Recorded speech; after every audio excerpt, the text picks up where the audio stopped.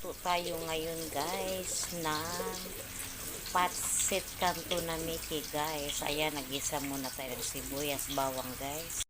Guys, yung adobong chicken na tira ko, isahog po natin guys para malasa.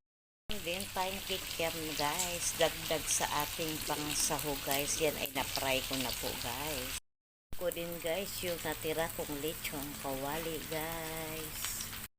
Ng paminta guys at saka soy sauce guys at seasoning.